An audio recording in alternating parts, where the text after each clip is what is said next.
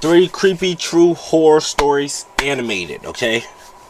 I don't have nothing else to react to, so I'm going to react to this. Jaw never gave me what else to react to. I'm still going to react to a couple other stuff tomorrow and probably the next day after tomorrow. I know what I can react to for that. But for today, 3 creepy true horror stories animated. Wanty Entertainment. Let's get into it. I'm a young teenage girl, and this happened recently. I can still remember the image in my head, playing over and over again. That's crazy. I live in an apartment complex on the 3rd floor. I don't usually get visitors, and when I do, it's just my aunties and cousins coming over. On this particular day, I was lying on my bed, watching YouTube as usual. I don't have a phone anymore since it gave me a lot of trouble, and then stopped working permanently. Anyway, after watching YouTube, I got up to greet my stepdad as he came home from work. After greeting him, I went back to my room where my brothers were on their bunk bed. I shared a room with them, so I never had privacy of my own. As I was looking around, my brother suddenly said he heard knocking on the door. It was dark out, and I didn't believe him at first. Since I hadn't heard it, I shrugged it off. But then, I heard the knock. My brother got up, but I told him to sit back down on the bed. I'm the oldest, and I didn't want my younger brothers opening doors for That's how you supposed to do it as the older sibling. Sit your dumb ass down. I got this. Okay? You have to be the closest one. You have to be the one to protect. That's how it goes. You have to be the one to protect. If not, hey, you less of a woman, less of a man. And they the littler ones. You feel me? You have to. Strangers. That's how it goes. I walked up to the door. There was a chair right next to it. For some reason, I didn't want the person knocking to know anyone was home. So I didn't move the chair in front of the door to look through the peephole. Instead, I climbed onto the chair, leaning close, almost falling as I tilted my body to look. And that's when the fear hit me. I won't forget what I saw through the peephole. It was a masked man wearing a blue raincoat, almost like some kind of government worker. He was standing slightly slanted to the side, but what terrified me most was the gun.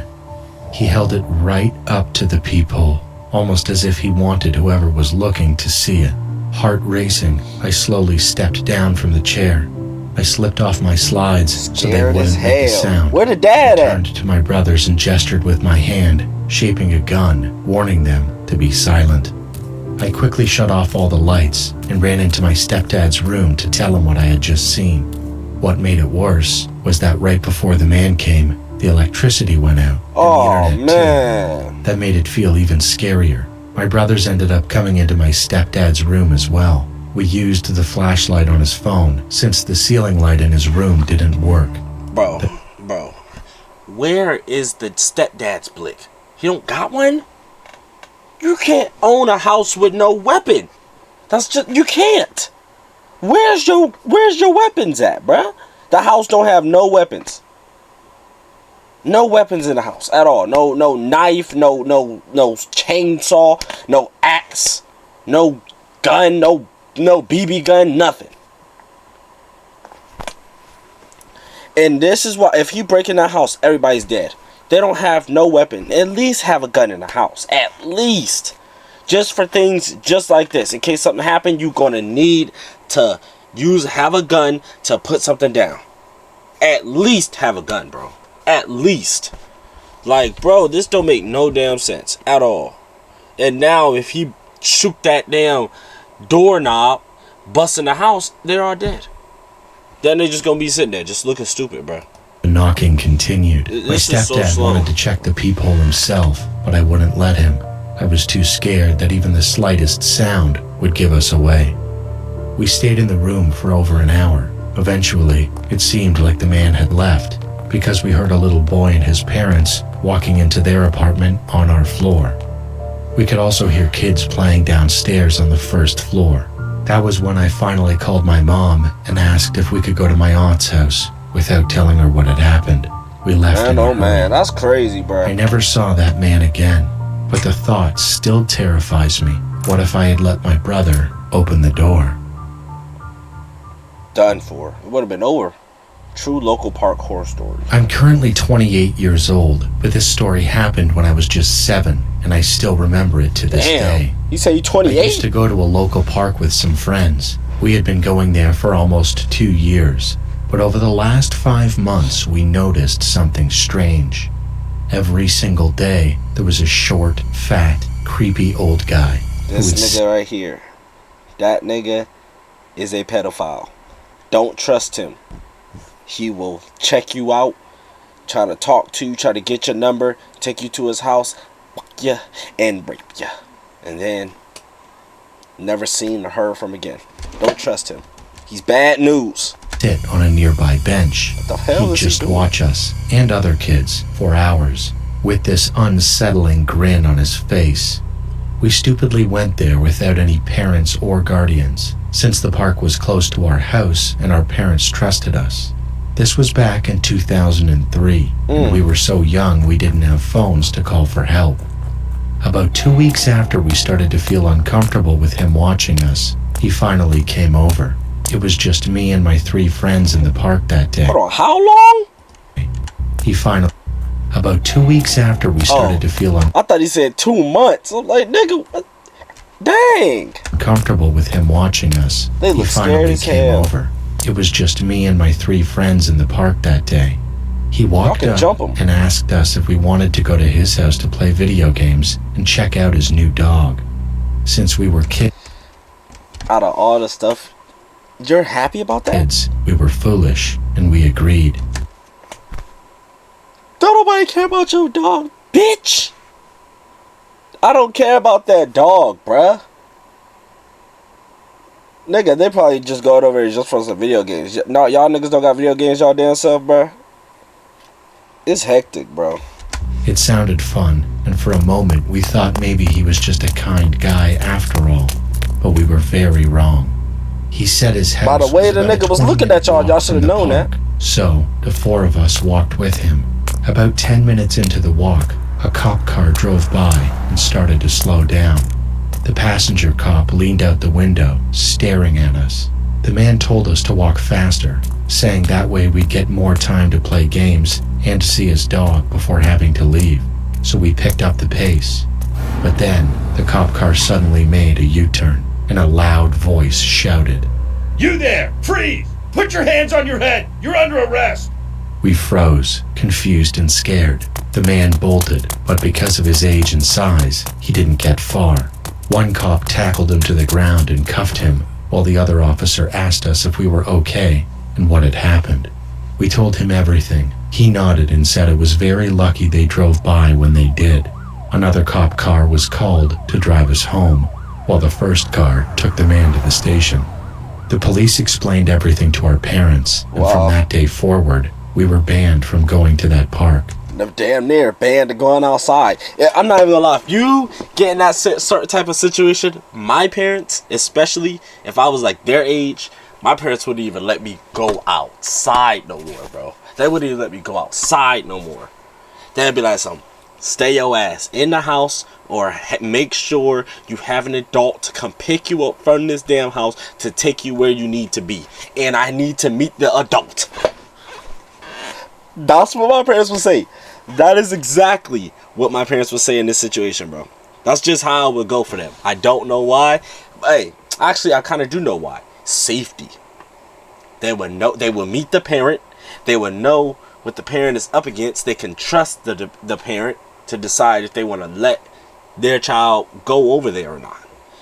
For that moment on, I probably won't be able to leave that crib until I be like 17. I don't know how old they were right here, but I can't leave by myself until I'm like 17, 18. From that then on. That's why I'm so glad when I was younger, I never had no altercations with like a PDF file or anything like that. I never had any altercations like that. I never went missing for longer than I shouldn't have. It never happened to me. And if I did, I always found a way to come back home. Especially I know younger. I didn't start leaving the house till I was like 16. And then even then, I was still, if I came back late, I would get in trouble. I'd get my phone took for a long time too. That's why it just made me not even want to go outside. I just stayed in the house mainly until I found a way to, leave and be able to come back safely. That was good. That was yeah. His mom in general, that was a good thing. You can't go to that park. My mom, stay your ass in the house. At the time, stay your ass in the house. I was too young to understand the details. But when I turned 13, they finally told me the truth. That man was a known sexual offender. He called what he did his hunting, and he did it at local parks. That revelation terrified me. I started thinking about what could have happened to me and my 3 friends if that cop car hadn't driven by and stopped it. Y'all would have got touched. And honestly, I don't even want the answer, because I already know what it would have been. The police didn't share many details about his punishment, but my dad told me that one officer said the man would get at least 15 years in prison for his other crimes. Dang. 15 years ain't nothing though. So, he was probably a baby. I don't know how old he was then, but when he was 13 then, just imagine how old he'd be. Like, bro, I wish, if you grown and you get kidnapped, you need to, I don't even know. That only happens to females. You a grown-ass man getting kidnapped. My name is Dhruv Prajapati, and I'm from India. I'll tell you about an experience I had on Dumas Beach that still chills me to the bone. Dumas Beach in Surat has always been a place wrapped in mystery and dark rumors. People say it's haunted, and over the years, countless stories have circulated about strange sounds, vanishing shadows, and eerie figures that wander the sands at night. As curious as I am, I never really believed in any of it until one night changed everything. It was a rare weekend night, and some friends and I decided to hang out on Dumas Beach after sunset. We'd heard the rumors, the tales of restless spirits, unexplained disappearances, and how people seemed to disappear into the mist along the shore. But we just laughed it off, convinced it was nothing but local folklore meant to keep people away after dark. As we walked along the beach, the only sounds were the waves crashing and our voices echoing strangely in the emptiness. Then, without warning, an icy gust of wind swept across the beach. It cut right through us, and we all felt the sudden chill. One of my friends even joked, "Maybe it's one of the ghosts." But the laughter faded when we heard it, a whisper, faint and breathless, like someone was speaking. Maybe. Just behind Ain't no us. maybe. We stopped, our senses on high alert, and scared looked as around. hell now. There was no one. The beach was empty. I brushed it off, figuring it was just the wind, but something felt wrong.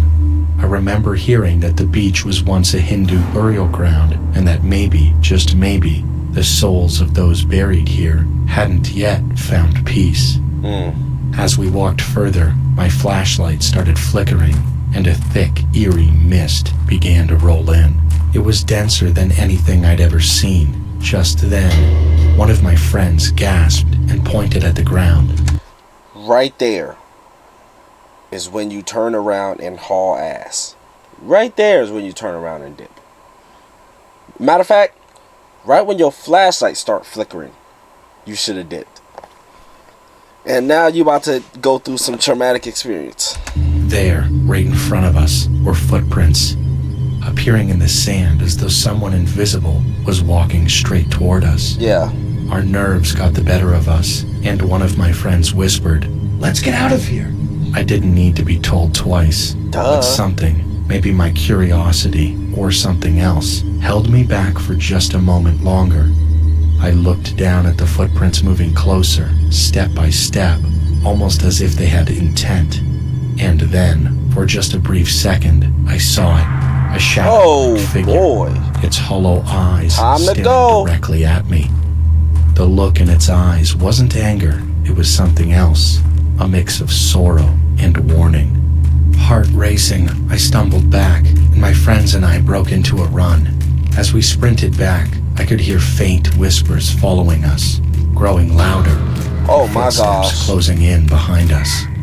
When we finally reached the entrance to the beach, where the glow of the streetlights met us, we dared to turn around. The mist had already thinned, and the beach looked silent, almost peaceful, as if nothing had ever happened. To this day, I have never gone back. See, this is why I don't even know why I don't even know why you even decided to stand there even after seeing that. I mean, I guess curiosity, but curiosity kills the cat, you know. Yeah, you could have died. I don't know how you could have died. But anyways, though, that's it for Wanty Entertainment. If y'all want me to react to more scary stuff, so I'm not trying to make it like a Spooky Scary Sunday like Corey. But if y'all want me to react to some more scary stuff, send them to my Twitter. Send them to my Twitter. It's gonna pop up at the top. Send them to my Twitter. And I got y'all.